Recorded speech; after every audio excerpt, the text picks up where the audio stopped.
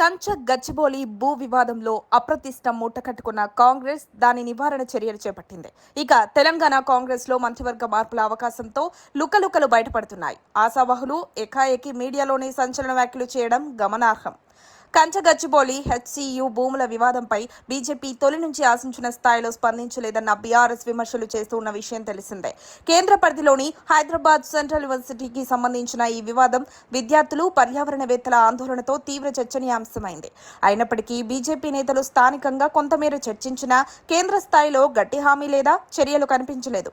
ఈ నేపథ్యంలో కేటీఆర్ చేసిన ఆరోపణలు ఒక బీజేపీ ఎంపీ రేవంత్ రెడ్డికి సహకరించారని తీవ్ర కలకలం రేపాయి. కానీ దీనిపై బీజేపీ నుంచి స్పష్టమైన ఖండన లేదా వివరణ రాలేదు. ఈ అంశంపై భాజపా అగ్రనాయకత్వం దృష్టి సారించింది.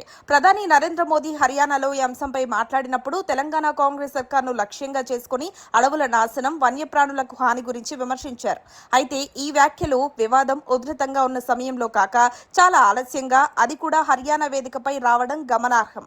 హర్యానాలో బీజేపీ అధికారంలో ఉండటం, కాంగ్రెస్ ప్రతిపక్షంగా ఉండటం వల్ల ఈ విమర్శలు రాజకీయంగా కాంగ్రెస్ ను టార్గెట్ చేసే ఉద్దేశంతో ఉండవచ్చన్న అభిప్రాయం కొంతమందిలో కనిపిస్తోంది.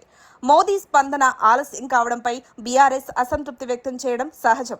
ఈ వివాదంలో బీజేపీ స్థానిక నేతలు కొంత చొరవ చూపారు. ఏదేమైనా రేవంత్ రెడ్డి సర్కార్ను నిలదీయడం కోసం భాజపా కేంద్ర నాయకత్వం మెల్లగా పావులు కదుపుతోంది. రాష్ట్ర ప్రభుత్వం నిధులు లేక విలవిల్లాడుతున్న సంగతి తెలిసిందే. ఇక భూములు అమ్మకాలకు తెగబడితే ఎలా నిలువరించాలి అనేది భాజపా ప్రాధాన్యతలోకి వచ్చిందనే చెప్పాలి. కాంగ్రెస్ పాలనలో ప్రారంభమైన బయోడైవర్సిటీ పార్క్ ఇప్పటికీ ఆదరణకు నోచుకునే విషయం తెలిసిందే. బారాస తమ 9 ఏళ్ల పాలనలో ఆ మార్క్ అభివృద్ధి కోసం చేసిన పని ఒక్కటి ఆగుపించదు. ప్రతిష్టాత్మకమైన ఈ పార్కును భాజపా అగ్రనేతలు సందర్శించనున్నట్లు వార్తలు వినవస్తున్నాయి. కాంగ్రెస్ బారాసాలను ఎండగట్టడానికి కేంద్ర భాజపా తనదైన శైలిలో పావులు కదుపుతోంది. మొత్తంగా హెచ్సియు భూముల వివాదం పర్యావరణం, విద్య, రాజకీయాల కలయికగా మారింది. బీజేపీ ఈ అంశంలో మరింత చురుకైన పాత్రను రాబోయే రోజుల్లో నిర్వహించనుంది. ఇక జీహెచ్ఎంసీ పరిధిలో పార్కుల సంరక్షణ విషయంలో రాబోయే జీహెచ్ఎంసీ ఎన్నికల నాటికి భాజపా ఒక పక్కా కార్యాచరణతో ముందుకు సాగడం ఖాయమని తెలుస్తోంది. మరిన్ని అప్డేట్స్ కోసం మా కాయ్ టీవీని సబ్స్క్రైబ్ చేసుకోండి. మా వీడియో కనుక మీకు నచ్చినట్లయితే లైక్ చేయండి, షేర్ చేయండి. మీ విలువైన అభిప్రాయాలను కామెంట్ బాక్స్లో తెలియజేయండి.